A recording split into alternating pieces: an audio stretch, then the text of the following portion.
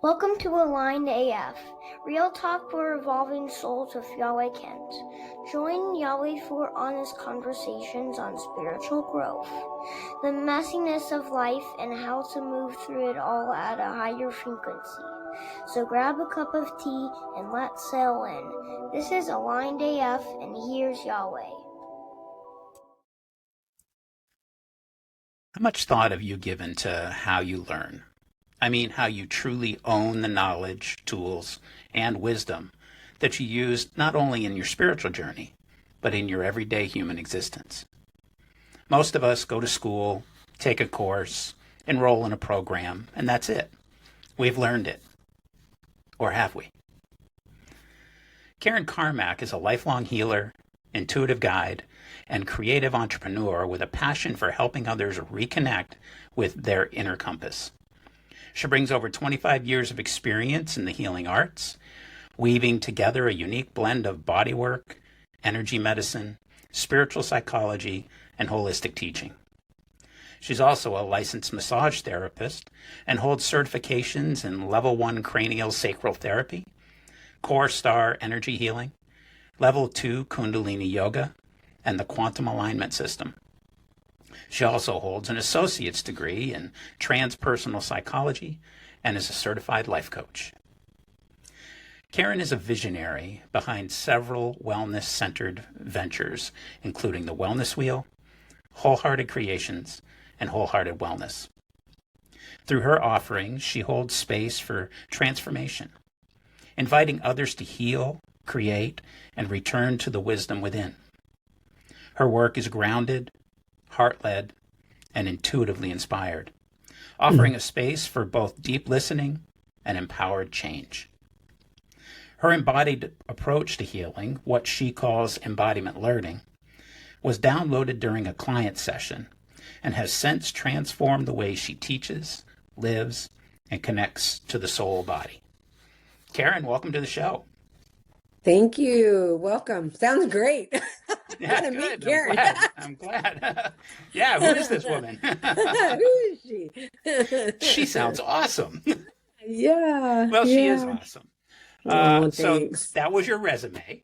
Yay. So why don't you start off by telling us a little bit about yourself that's not on the resume list, something, some personal stuff like, what kind of life, children, grandchildren. Sure. So I am married to Dan Carmack, and we've been married 34 years. We blended our family 34 years ago. I have 2 kids and he has 1. And so we've raised them. They don't know the difference. I mean, they know the difference, obviously, but they don't, right? You still haven't told them? Right, yeah. Most people always thought they were all 3 mine and questioned their dad because my kids are all dark-headed, dark eyes that I was once before I grew up older. And my husband is a natural blonde, blue-eyed guy. So they're like, okay, I see why this works, but this one doesn't. Anyway, so 34 years we've been together. We have 5 grandkids. 3 kids. My oldest son is in the Navy stationed in Japan, and he has 3 of our grandchildren. 1 just graduated from high school. That's why we were in Japan just not long ago. I have a daughter here in Kansas City. She has 2 of our granddaughters. And then we have a younger son that lives in Austin, Texas, that we're still waiting for grandkids. And you have a puppy. And I have a puppy. Yeah, we do. So yeah, we have become those people. She goes everywhere with us. I never thought we'd be that person, but I actually never thought my husband would be that person where, it was like, well, Luna needs some ice cream. Really? But anyway, so we raised our kids in Liberty and then just moved to Parkville in 2020. In the middle of COVID, bought my house on my birthday, and which was the best time to buy. Yeah. And then we moved here in June. So we moved in June 2020. Wow. So yeah. Great. That's great. Yeah. A little bit more synchronicity. You talk about buying the house on your birthday. Synchronicity for you and I Today is 10 years to the day that we became friends on Facebook. Oh, it is? What Isn't are the that chances of fun? that? Yeah. Oh, The synchronicity thing yeah. for me was my last podcast with Uh-huh. Shelley Wilson. The day of our recording was 6 years to the day when we met in person. Oh, that's It's wild. like the synchronicities keep happening, and I keep bringing them in. I love it. I love it. I love it. Yeah, yeah. I'm kind of that person too. I'm like, ah. Yeah, But yeah, yeah, synchronicity is a lot. I mean, it's just people say sometimes, "Oh, I don't believe in serendipity or synchronicity." And I'm like, "I don't know, you got to." I met my yeah, husband in New York State. We're both from Kansas City. yep. And you And met we him in New were York State. in I met him in New York State. Wow. First time I saw him, I was like, that dude's from the Midwest. Yeah, And I was right. So he was born and raised in Kansas City, Kansas, and I was born and raised in Kansas City, Missouri. crazy, Yeah. Yeah. crazy. And you had to go Yeah. all the way to New York to meet him. Yeah. Yeah. Had to go all the way to New York to meet him, which is crazy street. Wow. Yeah. So, perfect in a non-perfect world. Yeah, yeah. The universe Yeah. finds ways of putting us in the path of Yeah. people. Yeah, yeah. I Yeah.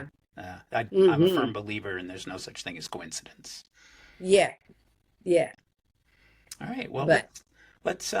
That's great. Thank you for sharing that. yeah, thanks. I'd like to start off by talking about embodiment learning, and to begin with, because there's going to be a lot of people out there that aren't really sure what that means. So, how would you describe embodiment learning to someone who's never heard of it before? Well, to me, embodiment learning is, like you said, sometimes we just go to a class and we learn something, right? And it's a tool, Yeah. right? Hmm. But in the embodiment is where you've gone to that class and you've not only learned something, but something shifted in you, right? Within yourself. Uh-huh. Like you're like, ooh, I really felt that. And then you continue to do that in your life. Whatever that thing that you were taught, it just becomes this new inner tool that Yeah. you have and that you use for yourself, right? Because Yeah. you felt the shift, you felt something was very resonant in that teaching. And it could be anything, right? Like if I would have understood embodied learning when I was a kid, well, my God, I'd have been a way better student, right? Yeah. Yeah. Because I'm a student of, okay, teach it to me, but why? Like, how am I going to apply this? Right? Right. There was like, oh, everybody needs to know, math. Okay, why? Yeah. Like When am I going to where? use algebra? Right. Yeah. Now, I wish I would have paid more attention in geometry as I do my pottery. And I'm like, damn you, Karen. Yes. But I wish I knew that. I do wish I knew that back in when I was younger. But I know it now, and so I use it all the time. Like I embody everything I learn. I like if I'm going to spend the money to go learn something, then there's, every modality, everything I go to learn is like a therapy session for me. Yeah. Yeah. Yeah. Right? Yeah. Something drawed me to the teachings. So there must be something in those teachings that are for me Yeah. first, Yep. right? Because they resonate so strongly with you. Yes. Yeah. Yes. And then after I have learned that, then I can teach it. I can present it to others. And there's a story in there. There's that, like I said, if I learned something and there was like the shift, Mhm. right? Mm-hmm. And then I'm sitting across from someone in a coaching or somebody on the table and they're coming up with the same complaint. And I'm like, hey, I did this and this is what happened. And this Yeah. is how, this sounds the same. This is what I experienced, Yeah. And then there's like that true, tactile, like, okay, let's try it. Right. Like if you felt it, maybe I can feel it, Yeah. you know? Yeah. But if I felt it and received something from it, then it's obviously in me Right. to give. Right. It also gives you more ownership of the process so that you can be more sincere, more in integrity when Mm-hmm. you're trying to help somebody else with the same thing. Right. Yeah. Right. That's When I was in massage school, so became a massage therapist. I had just turned 50 when I went to massage school. And it was on something I read. Like I read something and I went to school. And I had a anatomy teacher that was just an anatomy geek, like knew everything. And so we're learning about kinesiology and all of those parts. And so I was like, well, I gotta like understand, all the levers and all the stuff, right? That like I still cannot to this day give you the definitions he gave me. But when I was going through it, I would think about yoga poses. Like, why does this yoga pose work in the body and in that aspect, right? And how things are and how the whatever's moving, body yeah. parts. So I would ask these questions to him that were not the book questions, right? Right. And he Right. would say to me every time, I don't know. Wow. Or I would raise my hand and say, I have a question. And he would like not even answer me. So it was a running joke in my class of 7 that if I ask a question, it's an automatic no. I would raise my hand and my classmates would go, no. No. But it was because I came from such a different avenue from what my teacher was trying to teach. Yeah. I was already an energy practitioner before I was a massage therapist. Yeah. So my hands on, once we learned basic massage, my classmates were like, why is your massage so much better than ours? And I was like, because I've already been here. Mm-hmm. I've already been in the body. I know in energy work, we call it a block or whatever. And now in massage school, they're calling it this. Right. And in the whole scheme of the things, it's the same thing. Yeah. Yeah. Yeah. Yeah. Right? Is it a physical, a mental, an emotional, or an energetic block? Which one is it? Right. And if you only know physical, then it's a physical block. Right. Right? Right. And if you're someone like me where I'm like, okay, so what'd you do? What'd you do to get hurt? Yeah. And what was your emotion when you were doing that? Yeah. Yeah. Yeah. Yeah. So that's that embodiment. What kind of non-physical trauma is attached to this? Yeah. Yeah. Yeah. Yeah. People don't. For the most part, people don't think of it that way. They think, oh, I picked something up and I pulled my back, and that's why it hurts so much, and that's why it's hurt for the last 10 weeks. Okay, Right. well, no, it's not why it hurt for 10 weeks. There's something else in there that's having you hold on to that pain. Right. Yeah. Right. Yeah. Yeah. Yeah. And I usually get a pretty weird look when I ask, so what were, like when you were doing it, were you mad? Were you happy? And, Yeah. and a lot of times if it's a physical thing, I'm like, no, man, I was working. I'm like, okay, so were you happy that you're working? Yeah. Or are you pissed off because you're working? Right. Right. Or did it piss you off? Right. Right. And so then we go that way, and then they're like, huh? And I'm like, yeah, it's there. Yeah. Your tissues hold your issues. Yeah. Oh, I like that Your one. issues hold your tissues. It's like a right? massage therapist bumper sticker. That's right. It is. Tissues hold your issues. I like that. Right. Yeah. So when we first talked about this, you mentioned that the embodiment learning was downloaded to you during one of your sessions. Can you talk about that? yeah. So yeah. So I was again, because I was an energy practitioner and a yoga teacher, a Kundalini yoga teacher, way before I was ever a massage therapist, right? those things that I learned in both of those schools at the same time, because I went to energy school and Kundalini yoga at the same time, like when I mean same time, like down a parallel path, one weekend kind of a thing. When I went through that, there were things that just seemed to be very integrated, right? Okay. So, like learning, because Core Star Energy is based on Barbara Brennan's Hands of Light.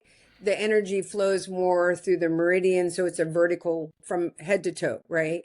And then in Kundalini Yoga, we learn all about the chakras and the nadis and all of those energy centers in our body and the 10 bodies, and how all of that interplays, right? So I was coaching a gal, and been coaching. I have this really great 10-week package, and you get a little bit of everything depending on, what's your flavor kind of a thing that I have. But anyway, so I was working on her, and then all of a sudden, in the middle of an energy session that, like I know my protocols, right? Boom, here comes, like it says,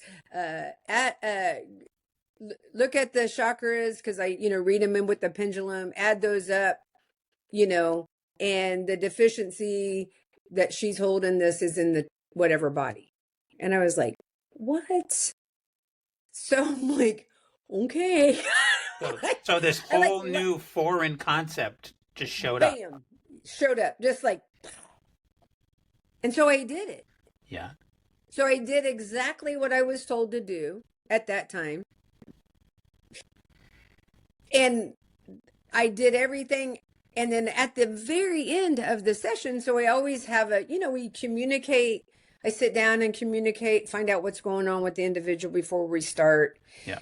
Then we usually go through a session, and then afterwards we sit back down, kind of debrief, kind of give them a moment to get back in, their body, Sure. in their world before they hit the road. Make sure they're safe to drive away. Yeah, just the nice things. And so I kind of knew what was going on, right? Because we had that previous conversation. But when I got done, she was laying on the table, and I usually just let them, hang out. And whenever they're ready to get up, they get up. And I'm going through, because now I'm like, oh, okay. So it told me to add this up, and then that number was going to be within this 10 body that I was going to clear. And then we're going to read that. So I went through my books and I'm reading, and I'm like, oh, that's exactly like, that was where it was at. And it taught me how to clear it and everything. Yeah. I mean, like I was downloaded everything, and I was like, oh, man, now I'm like a little kid in a candy shop. I'm like, oh, I can't wait till she gets off the table. And so when she, finally just, we're sitting there talking, and I'm like, you're not going to believe this. And she's like, what? And I'm like, I was like in the middle of doing, what I told you we were going to do. And then boom, here comes a whole new modality to me for you. At that moment. And she's like, really? And I'm like, yeah. And so I told her, and then I proceeded to read where in the 10 body that we cleared this issue. Right? And I read it, and she's like, holy crap, Karen. And I'm like, yeah, I know. And so then I was like, okay, so then it was like my own little, at that point, it was like this, my own research, right? I'm like, okay, this is a whole thing that has been given to me, and it's up to me to research it, to verify it, to see, and not to make it be, but to really use it, Yeah. So, when I was so Core Star Energy School is a 3-year intensive, and it's 5 intensives a year, and we do it for 3 years. The first year is all about modalities that we learn. The second year is all about us. So it's the hero's journey, right? And then the third year, or at the very end of the second year, somewhere, my teacher, Jim Crabtree, which lives here in Kansas City, says to us, he says, so really all we have to do is intend to be in the body. Just set the intention that we're going to do this. And I'm like, what? Like, all I have to do is intend? Why did we spend fun? I was like, shit. And he's like, because you would have never believed it. Yeah.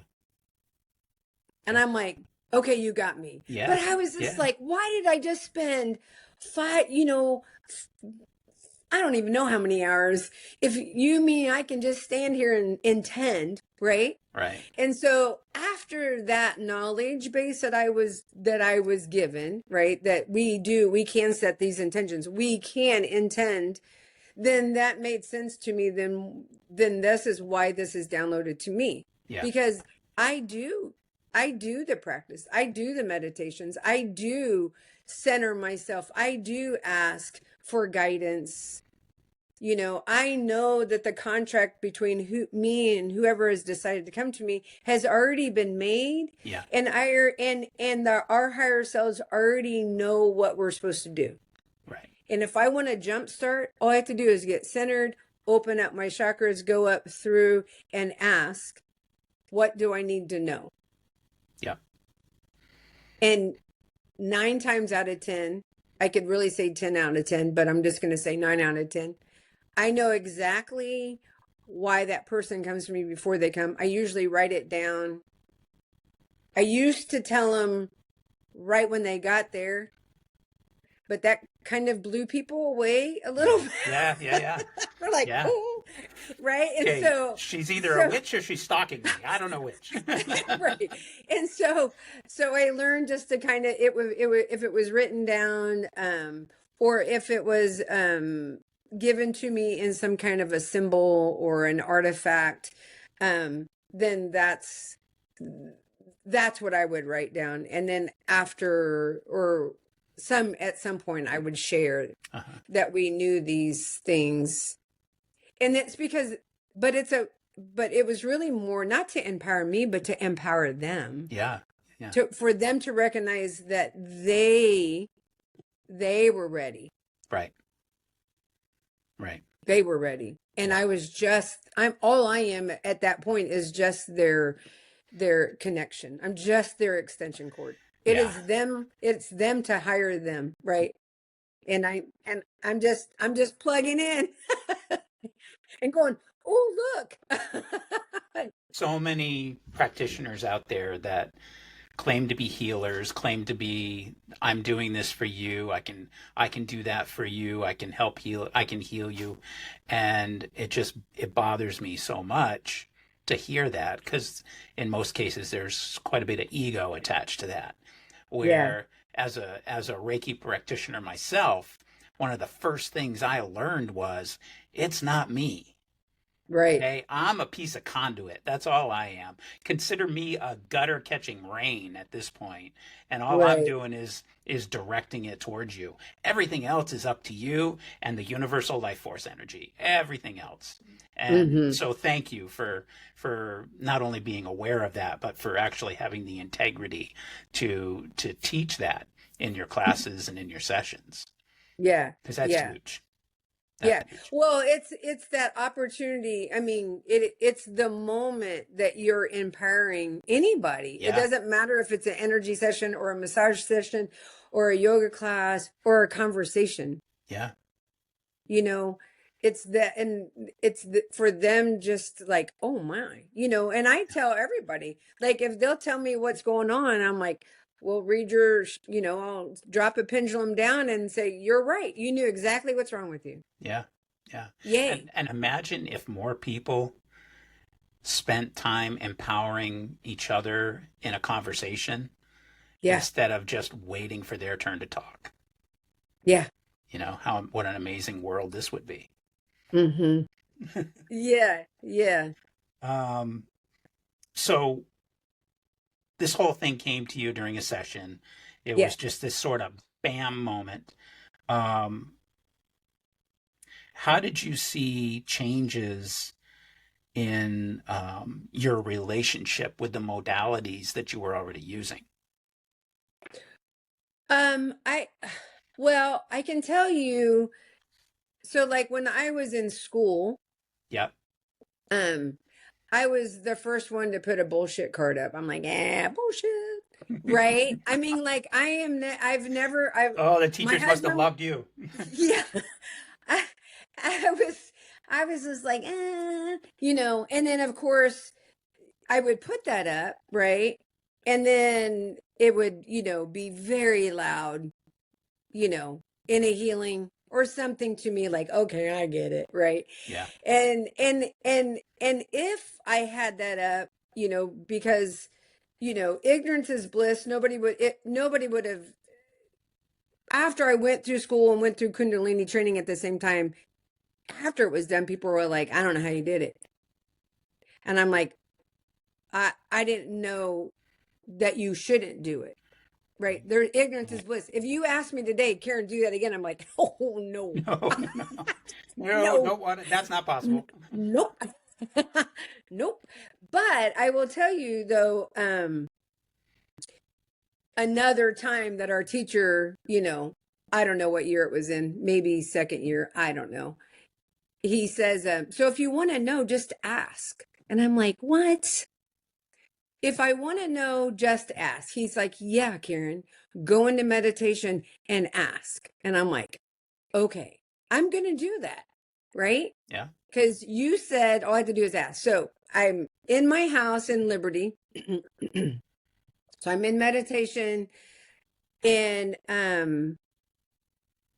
I said to Spirit, okay, I don't care what you give me. If you knock me in the head, whatever, just show me something that I'm connected. Right. Yeah. And so, I'm sitting there and I mean, I'm asking like, just hit me upside the head, move my arms, something. Right. So all of a sudden I get this circle before my eyes. And in this circle was this baby, a face. And I'm just like, I don't even know what to do with it. And so I said, is that me or is that my granddaughter? Right? Yeah. I mean, like I saw everything. Yeah. And I was just like speechless, bawling, like just like tears are coming down.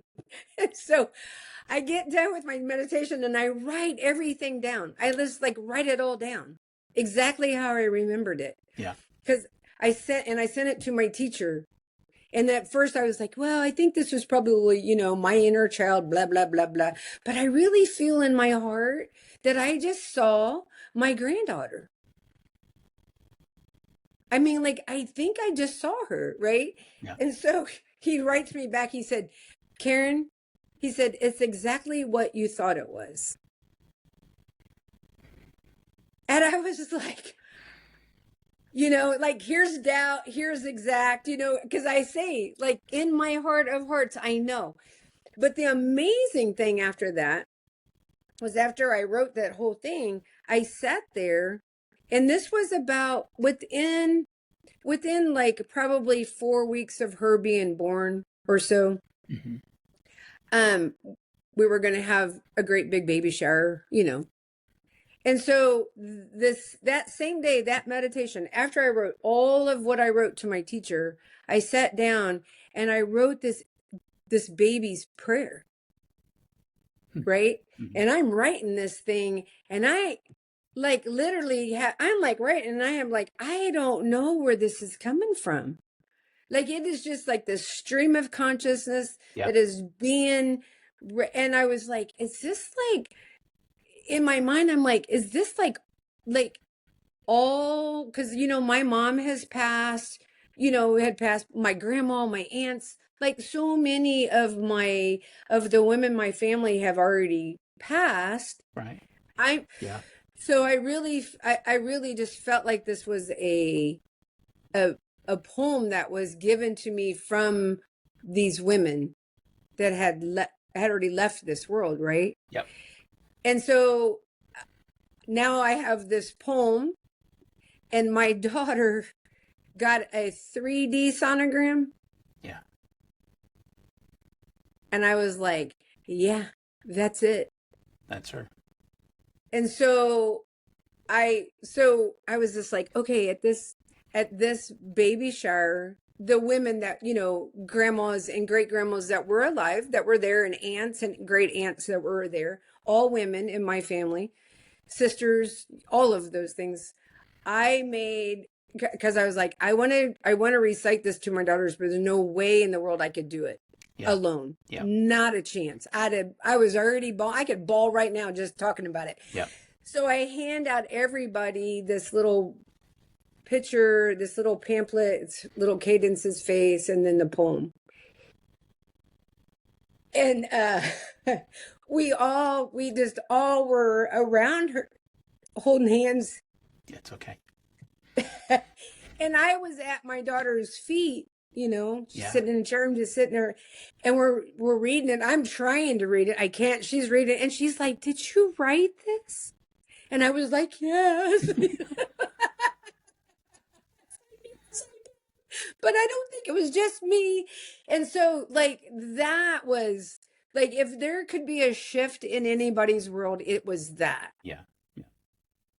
And then since then, now, like, my old, unfortunately, my grandson that was born 1 year earlier, right, didn't get that poem, but I did write him a poem. He was called My Little Morning Sun, but the rest of them did, and I've given that poem away to other people for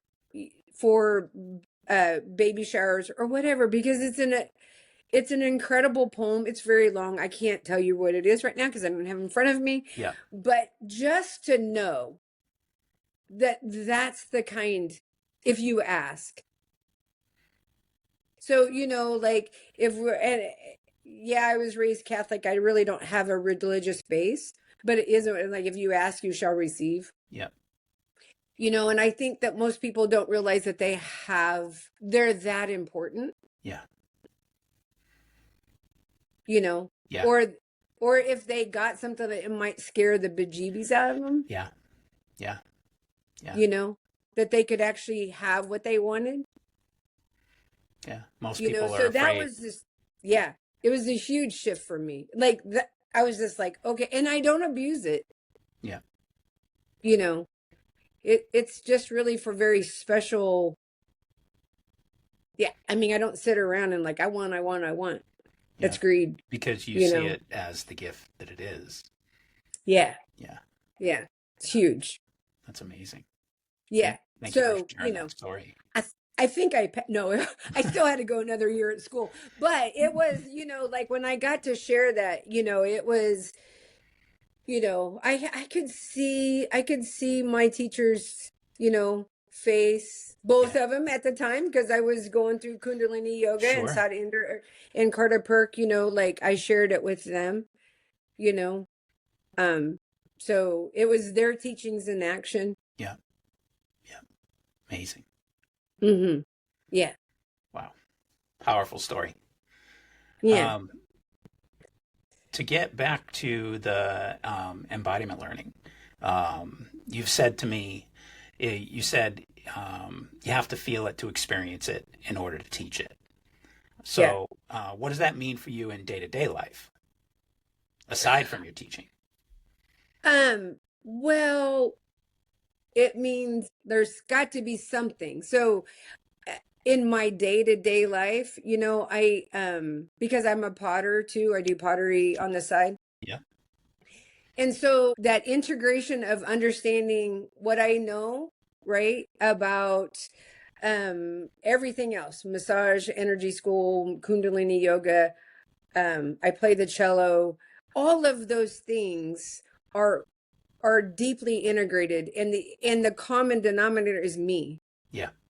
So that's how I do it daily. Like, it's me. Yeah. Right. If I choose to do something, it's because that's what I've chosen to do. Yeah. Might not be the way you do something. Right. right? But it's the way that it came into me Correct. to do. And you're honoring that. You're And I saying, honor it. I see it, I feel it. Yes. Now I am going to use actions to live it. Yes. Yeah. So my dad was a artist. My dad died when I was 15. But he wrote this little book. So my oldest brother passed away when he was 19 and I was like 7 or 6 or something like that. I was pretty young. And he wrote this little book. He would wake up every night sometime, and just these verses would come out, and he wrote it down. Of course, like we all got a book, but at that age, like he's just like, some things just don't stick. Like, this is Right. important, Yeah. right? And then you move on and things get lost, whatever. I uncovered, my oldest sister gave me her copy. I made tons of copy. I sent everybody out this little book. But one of the first times I opened it up, well, I should say the first time I opened it up as an adult, one of the things that I read that were my dad's words were, I'm going to read this if I have it written down because I don't want to mess it up. Listen, see, feel with your heart, and all your senses will verify. Nice. I like that. Okay, I was already wholehearted. At the time, actually, I was anahata wellness, which is the heart, right? Okay. And then I found out people really struggled with that word. Yeah. So I then at some point I changed it to wholehearted wellness, wholehearted creations, because I live by, I was brought up by a man that believed these words. Yeah. Now, did I know that at that time? No. But it came to be that was well beyond me getting this book. I already had named my business what it was, right? And then, then changed it. But I had that is the motto I go by. And I know that, right? But because that you have to ask, because you have to come from the heart. Yeah. And that embodiment that I have is a heart-centered embodiment. Yep. This is no different than your father teaching you how to use certain tools. Yes. And it could be something as simple as teaching you what tools to use and what steps to take to work on the engine of your car. It may not be something you're interested in at the time, but then later in life, it all comes back to you automatically, and you realize he gave me those tools and they didn't go away. Right. And for you got the blessing of this amazing spiritual tool that allows you to walk the path you're walking. And your dad was teaching you the whole time, even though at the time you didn't understand it or appreciate it. But those tools are still in you. Mm-hmm. That's a great experience. And it's a great realization to come to. Yeah. Yeah. Because it almost changes your relationship with your father. Oh, it does. Yeah. It does. And it was just actually recently, really, I was looking at this again, and so I kind of pieced together when this was written, right? Yeah. Because I really didn't know. I can't ask anybody, Right. Because they're all gone. And so there's a handwritten, or maybe a forward that says, if it wasn't for my wife, I don't know if I could have went on. So then I was like, okay, this must have been that time period when my brother died. Yeah. Yeah. It had to be. So then I'm like, okay, so then, we all think, little girls are like, oh, my dad is so strong. But then I was just like, oh, wow, no, I think it was my mom that was really holding up the ship at that time. Yeah. Yeah. And we all do that in our relationships, right? Sometimes, I got the upper, and I'm helping my husband, and sometimes he's got the upper and he's helping me, right? Yeah. So we are that role shifts in a marriage and in relationships, right? Friends too. It does. But And with clients, it can shift, right? Yeah. We're learning right alongside with them, right? Yeah. So so that kind of changed the whole relationship that I even had with my mom. Yeah. You know, Yeah. My mom died at, I think she was 59. Yeah. I've outlived my mom by, several years. Mhm. So, like, to be able to embody that strength, that strength that she was able to do, to get through that, and to even hold my dad up through that time, Yeah. you know? Yeah. It's a whole new past for you now because Yeah. you can And I look at know, it differently. yeah, yeah, yeah. And and like, I don't know if you're from a big family, but when you're from when you're the youngest of six, Yeah, no. there's there's a lot of self-guiding. Yeah. Yes. Yeah. I had a true inner compass, right? You're like, Yep. don't do that, do this, don't do that, do this. You're like, oh, that Yep. makes them mad, don't do that, right? Yep. Thank you, big brothers and sisters, for, teaching me which way not to go. Right. Thank you. Thank you for all the screw ups that you did so Yeah, that I am not going to do. that I don't have to. Yeah. Right, right. And so, I've been learning as I've been going, Yeah. all my life. Yeah. All my life, and that's good, because that's the way I know, right? Yep. That's the way I know. And it is for me, it's the most natural way Yeah. to be guided through, is to really, like, understand it. So, like, when I first got my first energy session I ever received was like, it was on my birthday. I don't know how old I was. I don't know. Maybe it was my 45th. I have no idea. But the very first time I had an energy session, the word that I asked for was integration. Like, I just wanted to understand how this was going to integrate in my life. Yeah. Give me integration. Right. And so, and that has been, maybe now the word is turned into embodiment, right? Yeah. Because I'm a little bit more mature, but I still go through every day, like, how does this integrate into my life? Like if I'm going to learn something new, like, well, why? Like, what? Right. Why? I'm a big why. If I taught you yoga, any yoga, hatha yoga, kundalini yoga, I'd be like, well, this is why we're doing it. Because you're going to ask me, why the hell do we have to do this for 3 minutes? Right. This is why. Yeah. Right? You can choose to do it or not, but this is why we're going to do it, right? It's up to you.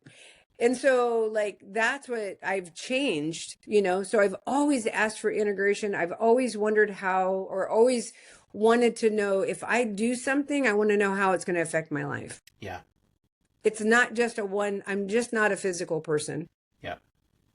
Yep. It's all got to be integrated into your understanding that there's not just physical, there's emotional, there's mental, there's spiritual, and all of those things work together. And you may say to me, this is good for my physical body, but is it good for my spiritual growth right now? Right. Yeah. Right. Great. Right. Yeah. And I don't even know, I can't tell you that the first time when I had an energy session, if I would have known there was mental, physical. Yeah. Right. Yeah. Because I was just starting out, even as a yoga teacher. Yeah. Yeah. And I just knew that I wanted to do it. Yeah. But I didn't, I was just like, oh, there was that, that really hard, like, I learned regular yoga, or on Yusura, which is not around anymore, that, and Kundalini yoga the same week, the exact same week. And both days, like, let's just say one was on a Monday and one was on a whatever Friday, right? Yeah. Both days I was like, I want to be a teacher. Yeah. Like, I just knew. And it took like a couple years to get it Kundalini to happen, right? And I instantly went through yoga training. I instantly became a teacher, Yeah. And always asked for that integration, always asked, for that. One of the things in Onyasura was your alignment. which I'm like, alignment to me made more sense, right? It was alignment, attitude, and there were 3 A's: alignment, attitude, and I don't know what the other A was. I'll think of it, but I can't think of it right now. Authenticity? No, I don't think so. Okay. I don't know. I can't think of it. But alignment, I was just like, oh, I like that, right? Yeah. Like, it's not my, like, I don't know if you feel aligned, right? So let's do something. And do you feel aligned? And Yeah. like, can you change what it feels like in you to feel aligned? Or what does even alignment feel like, right? Right. I've put a million people on a table and they're like, they think they're straight. I'm like, hey, I'm going to lift your feet and make you straight. And like, I'm not straight. I'm like, no. Well, how do you feel now? Well, this feels off. And I'm like, well, this is straight.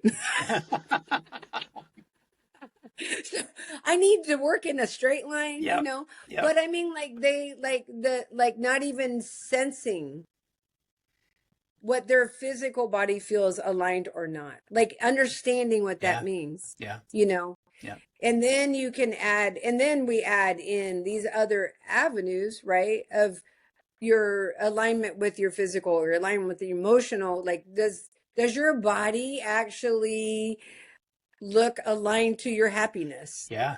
Yeah. You know, if you're walking around with your shoulders like that, that doesn't look too happy, right? Right. And you can see people from far away. You can Yeah. almost tell what kind of mood they're in by the way they carry themselves. Yes. And they don't even realize it. I don't know what you're talking about. I'm in a perfectly good mood. Are you though? Right. Okay. show me what it doesn't look like, right? Yes, yeah, Show me what that doesn't look like. So, you know, so alignment has been a big deal in my life. That was the word, you know, for yoga in Anyasura yoga for me. And then in Kundalini yoga, then it was all these other, like, your attitude, you know, like, okay, so what? Like, you're going to do something that pisses you off.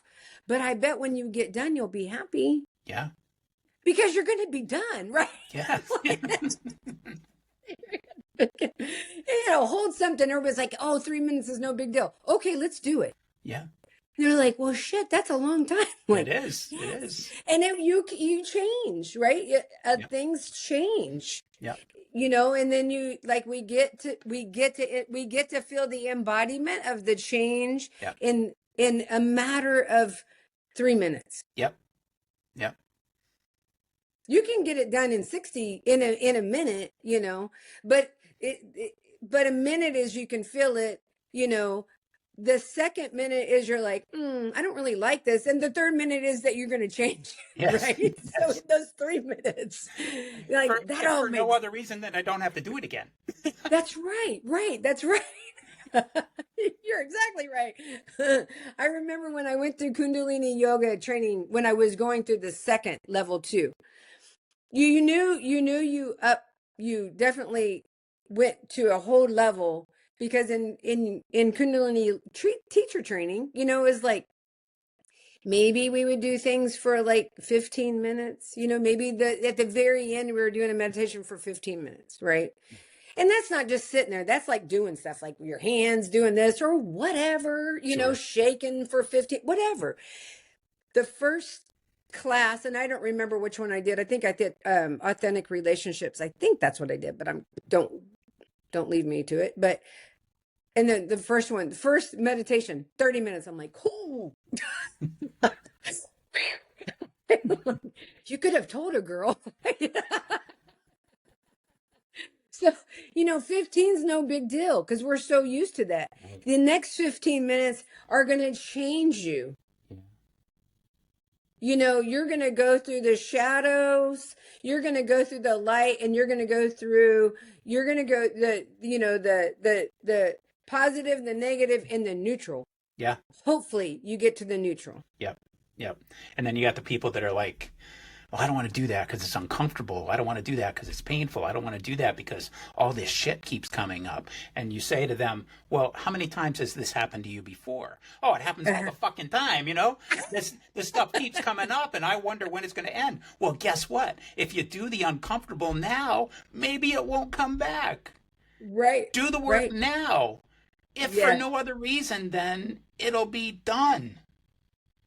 Right. So the beauty of embodiment, right? The beauty of the inner compass healing is that you get all the tools to help that person, Yeah. right? Yeah. So in this training that I've developed, and it's not just for energy heal, it could be for you. Like you don't have the amount of people that go through yoga training and never teach. Yeah. It's huge. Yeah. People go through energy schools and never do energy They sessions. never It's become always practitioners. for Yeah. them. Yep. Yeah, it's just for them, right? Yep. It's what they've decided to do, right? Yep. But the beauty of this is that we have all these tools that I've embodied as all of these things that I've done, right? And that the Mhm. world has downloaded to me and given me these beautiful gifts, right?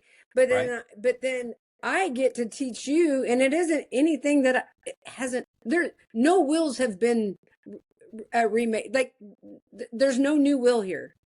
Uh-huh. All it is me going, nope, we're going to do this, this, this, and this, and this, according to this, this, and this, and this, and there. Now, do the work and call me when you're done.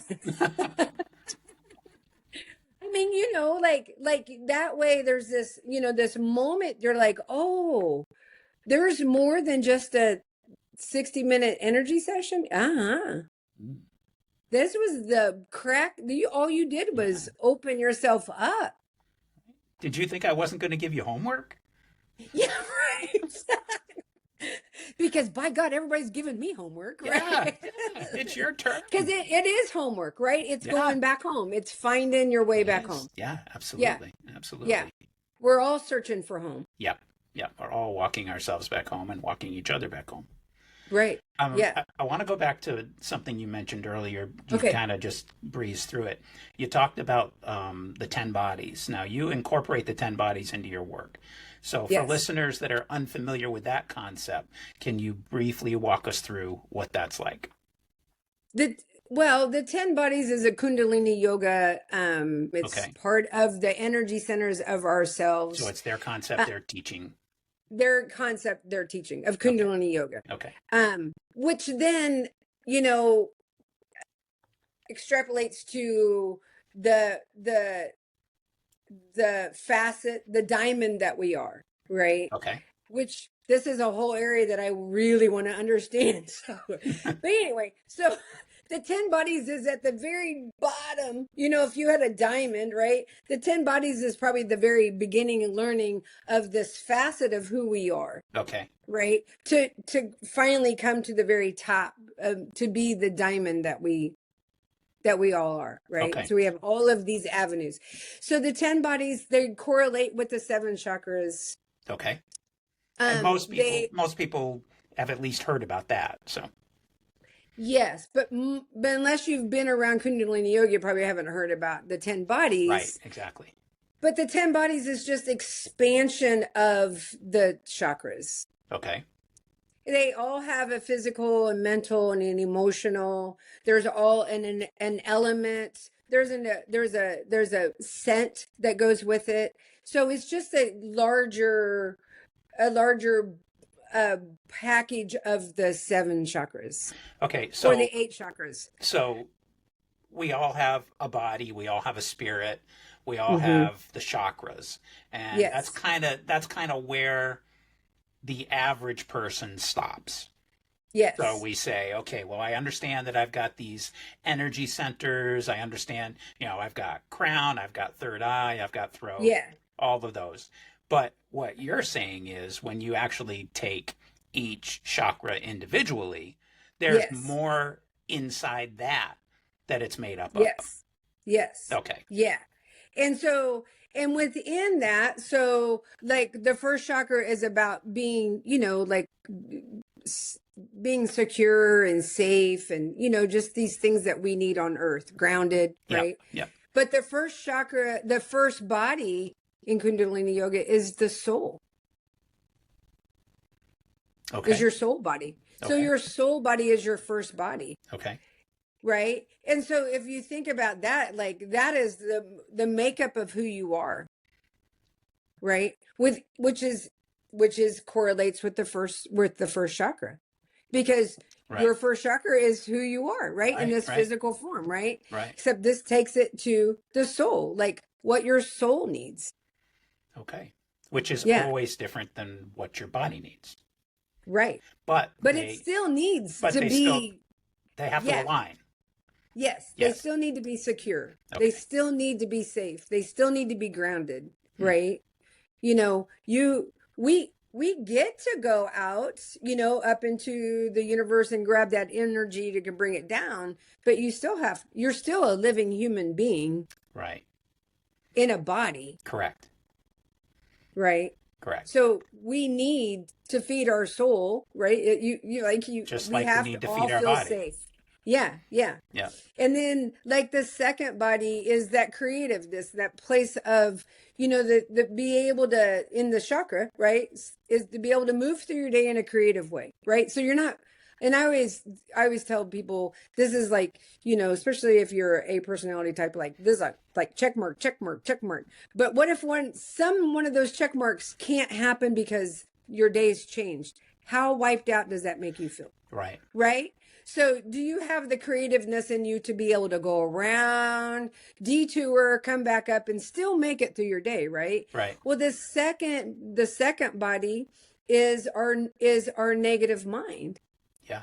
So you're And the describing the negative difference between me and Alara, because she has that fluid ability to uh-huh, slide through, and if something changes, she's like, okay, then we'll do this uh-huh, instead. And uh-huh. me, I'm like, I can't stand last minute changes. It's like Yes. right, Help me with my right, second body. right. So the negative body, which is the second body, it's your protector. It's like telling you every morning, hey, it's okay to open your eyes. Yeah. You're safe. Yeah. You're safe. Or it's okay to get out of bed. You can do it. Woo! Like Yeah. I have looked around the room and there's nobody out there that's going to get you. Right. Open your eyes and wake up, right? Yeah.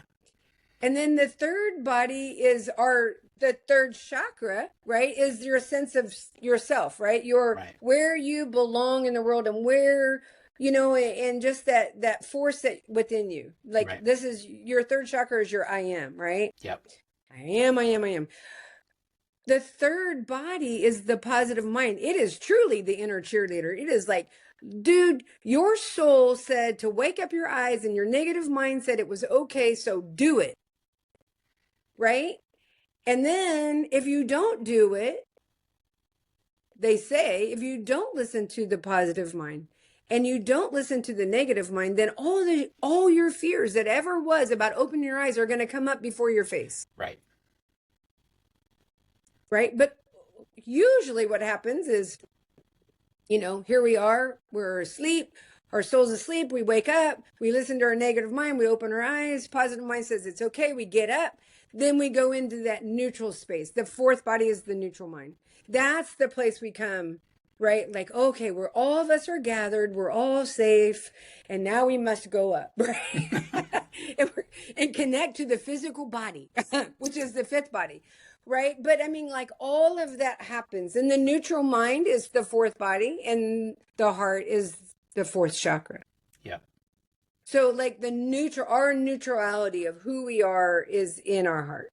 Okay. Yeah. It's the bridge, right? So the fourth chakra is the bridge that opens up into the higher centers. Well, Right. it's the same thing. You got to get neutral, right? You got to be in your heart. You should lead by your heart. Yeah. Hopefully not your mind. Yeah. Yeah. Leading by your mind can get you in a lot of trouble. Yeah. Yeah. Your mind is just a tool. It's not your guide. Yeah. All you do is bounce around in there sometimes. Yeah. What is it? Yogi Bhajan says we have 60,000 thoughts per minute or some crazy. Yeah. And none of them are new. None of them are new. They're all recycled. Yeah. It's the hamster on the fastest wheel ever. Yeah. So you can see like just that buildup that I just gave you, like Yeah. within those four, you can see like if you in this modality of finding out where somebody is off in their energy system, Yep. right? Yep. And they're talking to you and they're telling you, man, like I just have this fear, blah, blah, blah, that is paralyzing me. I can't move forward. I really want to do something like this in my life. Yeah. Well, man, okay. Then we got to go down there and figure out why you're not paying attention to that negative mind. Right. Why don't you trust yourself? Why don't you trust your soul self? Why don't you trust that body? Right.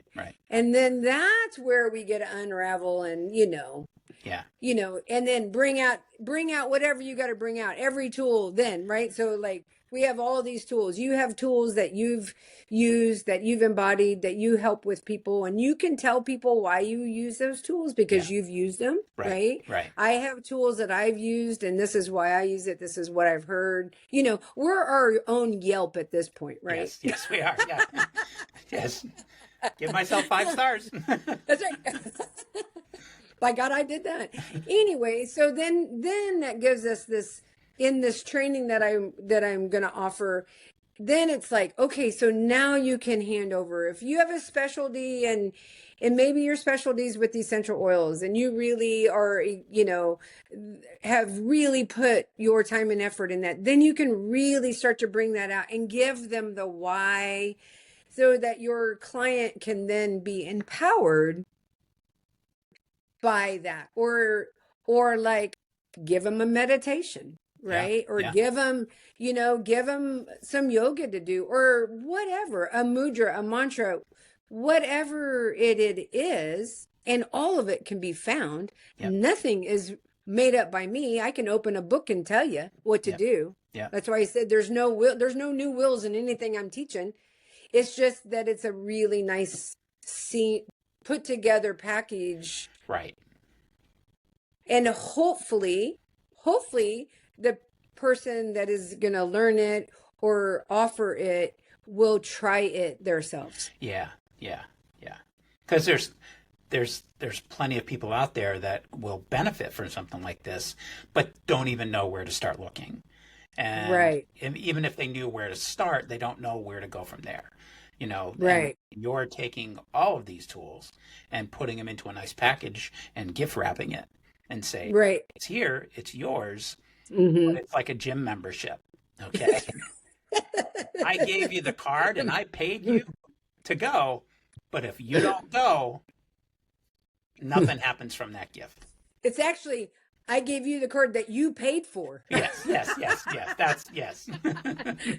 This equipment's done, right? Yeah. I mean, it's right. all there. And that's all there. It's all there. It's every bit of it's there, and it can be done. And the beauty of that is then you get, if you used it, for yourself, if I use it for myself, there's more to learn. I mean, I don't know everything, I am forever this like stumbling across, the internet, you go down the internet highway and you're like, oh, detour and find something that's pretty amazing. You're like, how boring would it be if you were done?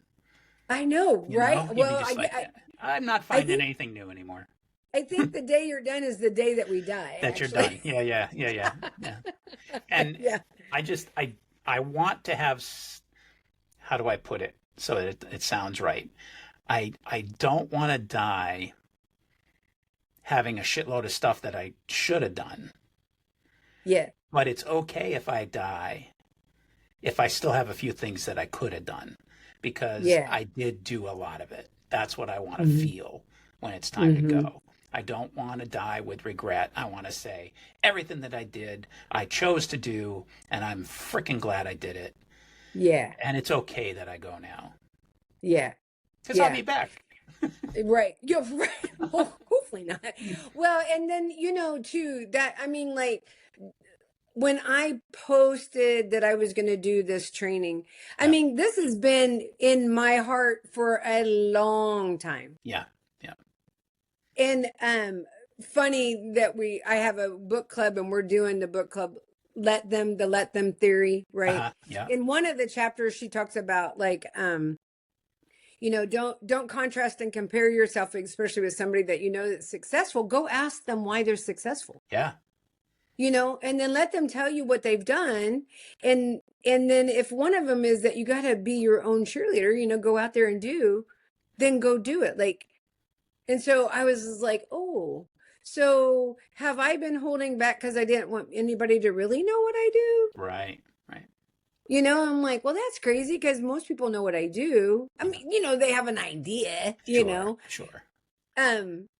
I don't ever upsell any client or anybody. Sometimes when I'm in a yoga class, I'm like, oh, and if you hurt tomorrow, a massage therapist, I'll be funny, right?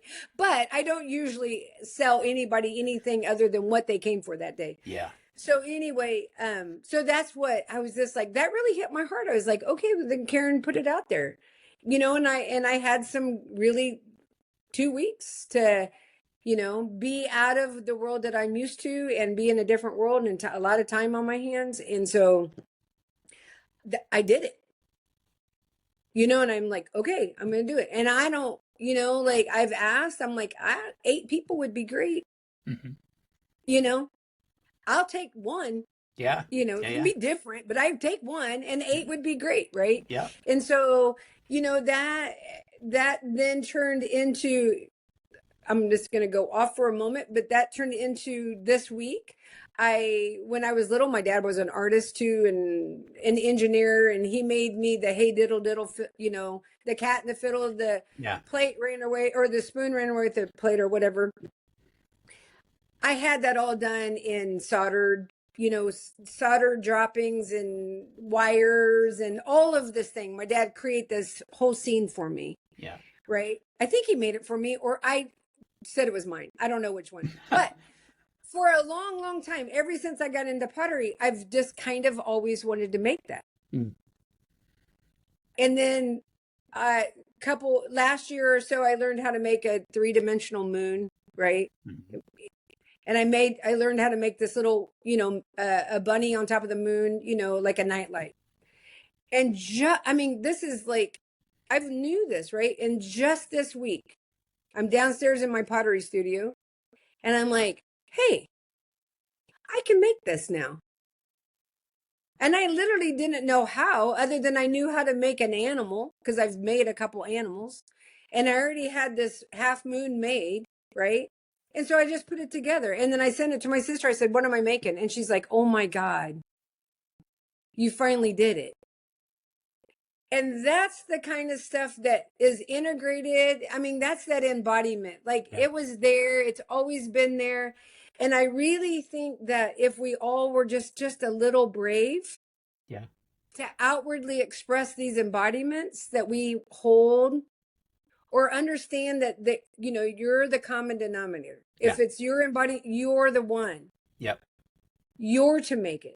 Yeah. You're to teach it. You're to do this podcast. And it's okay if nobody else cares or nobody else listens. There you go. It's okay. It's okay. Yeah. It really is. That would save people a lot of anguish if they would just embrace the whole, it doesn't matter. I had a boss once years ago that used to say to me, what other people think of me is none of my business. Mm-hmm. And that really struck hard for me because it makes so much sense. And it's one of those things that most people can't get around. Yeah. Because we're all looking for validation outside ourselves. Right. And all that matters is the validation inside ourselves. Yeah. Mm-hmm. Yeah. Yeah. Yeah. And then to live it. Yeah. To embody it. Yeah. Take the steps, do the actions. Yeah. Take it. Yeah. Because you'll be so surprised. Yeah. I mean, it's an amazing thing. And you just look at yourself and you're like, holy crap, I made that. Or I thought of that. Or, I integrated that or whatever, Right. But yeah, it's a true, it's empowering. And we really, I think it brings us steps closer to home. Yeah.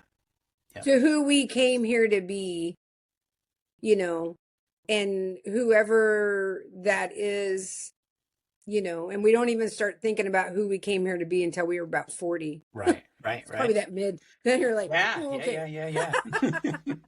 Yeah, because we think we've got all the time in the world until 40. Yeah. And then we're like, oh shit, if I'm lucky, I'm halfway through. Oh. Right. Here's a funny story. I have a thing about vacuum cleaners. I don't know what it is, but I really do. And my son has it too. Whatever. An aversion or a fetish? I really like I like Oh, okay. good vacuum cleaners. Okay. And like something about a good vacuum cleaner. So anyway, I had this crappy one and it broke and I was like, you know. So I like looked and this is just recently, like in the last 4 months. I looked and looked. And I looked at all the reviews and, you know, Consumer Report, and I finally bought one. And this is what my husband said. He's like, you have bought your last vacuum cleaner. And I'm like, oh, God. Like, why did I get the good one? And I'm like, oh my. Like, okay, thanks for just really, you know, solidifying my age. Oh. Yeah, and it's really little, you know, it's a very nice, it's a German one. It's real little, real lightweight, you know. Yeah. But I'm like, oh, dang, dude. You know, now I think like if I might buy a new car, well, this would be the last car I'm ever gonna buy. Yeah. Early in our last house. Yeah. Like you know, you're my age. So Yes. Yeah, I know. I just and I'm okay if it's my last vacuum cleaner or my last car, but I don't want it to be like my last pair of socks. You know, because then I know it's coming sooner. Right. Like Somebody says, "Oh, you just bought your last pair of underwear." What? No. Am I going commando from now on? 'Cause I'm not leaving. Probably. Yeah. Oh no, you're going to upgrade to Depends. Oh, great. That's right. That's right. Oh. But yeah, so it is like I think, like I said, I think that we get to that time. You know, if you can hit 40 and go back and go, okay, you know, for whatever reason, you know, I made it through this and all that I did. Like if you think of all the things that you did until you got to 40, you'd be like, whew. Yeah, how did I survive that? Yeah. Yeah. The stuff that we try to stop our kids from doing, Right. that we had so much fucking fun doing. My husband always says, your guardian angels are like on overtime sometimes, Karen. And I'm like, you know, yeah, but they were worker bees. Now I'm like, not so much. Right. They signed up for it too, just like I did this. I'm really careful with things that plug in, power tools, all those things I'm incredibly careful with. Yeah. Because I'm like, no. Yeah. Good. No. I don't want to be that statistic. No. I'll let you be that. I'll hire that one out. Oh my goodness. Yeah, so yeah, they matured, or I've matured, somebody's matured. You know, yeah. Probably only like so many on my shoulder, like, hey Karen. Right. Yeah, Don't waste it's like tag team wrestling. They go, okay, you're ready. Right.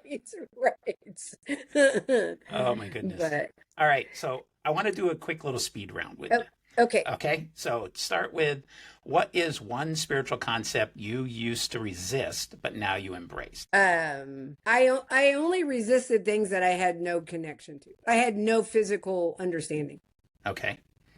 So, like, you know, my first year at Core Star was a resistance. And when I resisted, I listened to Tool beat it out of me. And I'm like, okay. Yes. So just, the resistance of if I have nothing tactile. Okay. I have to have an experience. Okay. All right. So I'm not sold very easily. Okay. That's a great answer. What's your favorite chakra? My heart. And why?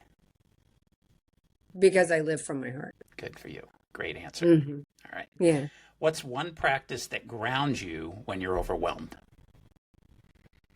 Breathing. But I also have a whole little kind of exercise that I do Okay. before anybody comes into my space. That really helps me ground. And so, of course, I use it for myself. Yeah.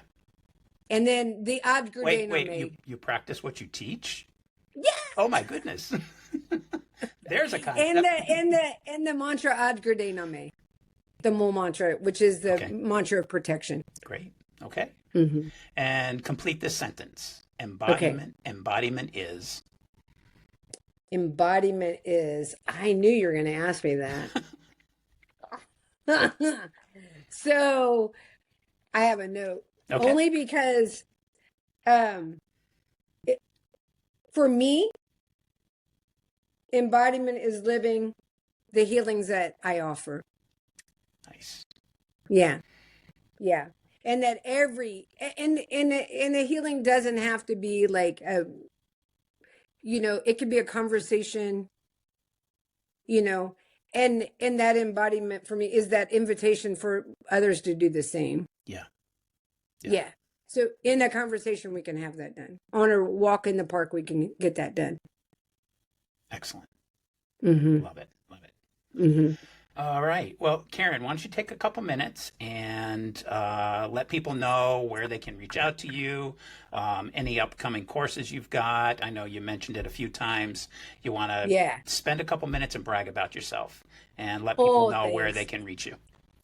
Okay. Well, Wholehearted Wellness is in Parkville, Missouri at Parkville Art House. I'm inside the Parkville Art House. It's 5215 Northwest Crooked Road. And then, so there I do energy work, massage therapy, and I also teach a yoga class.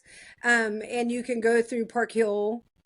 If you're in the Park Hill district, you can go through Park Hill School District to come to that class, or you can just come anytime and visit. So one-time class is free. And right now, I've changed my whole, so we kind of go through an 8-week session of different kinds of modality of body work or body teaching. So Hatha yoga, Kundalini yoga, foam rolling, yoga nidra, and then back again. So back into those. So we have this really nice way to go through it. That way you can kind of get a little bit of everything and feel what feels best for you, right? Experiences like around the world. Yeah. So it's around the yoga world. And then in August 16th, which is this Saturday, at the Mystic, and I don't know her address off the top of my head. I wish I did, but it's on my, I have an event done. It's called the Healing Compass, and it is a training. It's a 1-day training where massage therapists, it could be for healing practitioners. It could just be for yourself if you don't. The only requirement is that you know something about the 7 chakras, because I don't want to spend a lot of time in that area. Yeah. But it is an all-day training where we're going to learn. If you don't know how to use a pendulum, we're going to learn about the 10 bodies. We are going to put it all together and give you a toolbox, truly a toolbox, to take for yourself or to your clients, to help them, to empower them, to give them more resources to get through whatever they're going through. So it's just this really nice package, and learning about this, right? Learning about it, understanding it, and then gifting it to your clients so that they can, because really we're all here to empower everybody, right? Yep. And then did you say that you had an event created? Is that on Facebook? Yes, it's on Facebook. And if you just looked up the Healing Compass, August 16th, Karen Carmack, Wholehearted Wellness, you'll find me on there. I think it's $115 dollars for the training.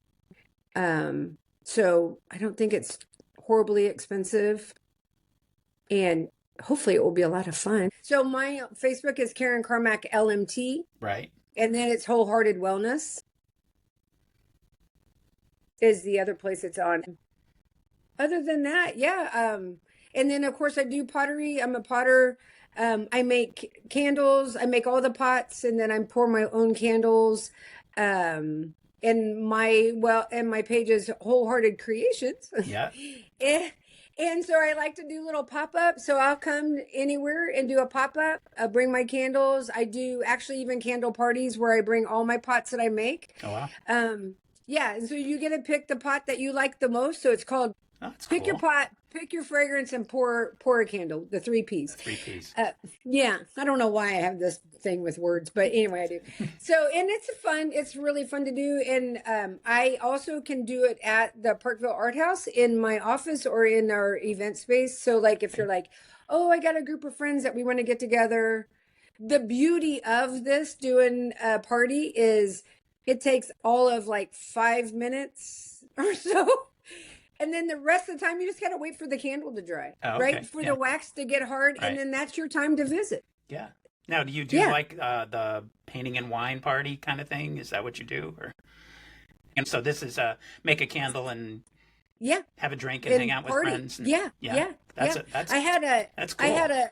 I had a group, a committee group they were all committee members at the Jewish Community Center, and they were like, Karen, we never get to have a full conversation because they're always, talking committee and and it's texting or whatever. Yeah. And so she's like, we just want to get together. I'm like, okay, well, come make a candle. So I did my part, which all took, less than 30 minutes, right? Right. And then they had an hour and a half waiting for the wax to dry. Yeah. And that's when they talked and they shared. And I'm like, hey, I can leave the room. They're like, no, you can stay. I mean, they brought whatever they wanted to drink. They brought their own snacks. Yep. And they just hung out with each other. So it was really fun. I found the event. It's Healing Compass Energy Healing Training. Is that correct? Yes. Okay. Yes. So it's at Mystic Medicine KC. Yes. And it's at 1310 Northwest Vivian Road. Yep. Suite 109 in Kansas City, Missouri. Right. / Riverside. If you're a Northlander. Yeah. Okay. Yeah. I wouldn't know the difference. You're a Leaf Summiter. Yeah. I wouldn't know the difference. I mean, I've been here 10 years and I'm still an East Coaster. So I know. Yeah. When you guys say it's on the north side of the street, I have no idea what you're talking about. We don't do that. Is that because you're directionally challenged? No, it's because we don't do that in Massachusetts. Because everything's north. Well, we just say it's on the left or the right. If you're on the street, there's a left and a right, and that's it. See, I must be an ancestor from those guys because my mom used to tell me, now, honey, just go north. And I'm like, dude, Mom, is that left or right? Yeah. What is it? Please. Tell me, is there a gas station there? Then I need it. Like, I'm a landmark girl. Right? I'm completely directionally challenged. Right. I hear you. All right. Anyway, Karen, this has been so much fun. I love talking with you. I've missed you because we haven't really talked live in a very long time. So I want to thank you for taking the time to be here. I want to let you know that I appreciate your wisdom. I appreciate your work. I appreciate you being willing to share it. And I want to thank you for keeping it real and keeping it embodied, because this was a lot of fun. Thanks. I was a little nervous, but I'm not now. Yeah, no, it's just a conversation. Yeah, it's just a conversation. That's all it is. I know. Yeah. So that's it for us today. I want to thank everybody for joining us. Please remember you can find Aligned AF on any of your major podcast sites, as well as some of the minor ones. And you can, if you want to see our smiling faces, you can watch it on YouTube at Aligned AF. So just remember that alignment doesn't live in your thoughts. It lives in your bones. So be kind to your soul body, because as you're going through life, you're getting closer and closer to Aligned AF every single day. Take care. Well, thanks for hanging out with me today. If this episode spoke to you at all, share it with a friend or someone who needs it. You can also leave a review or connect with me online. You can find Aligned AF on YouTube, Facebook, your favorite podcast channel, or at alignedaf.org.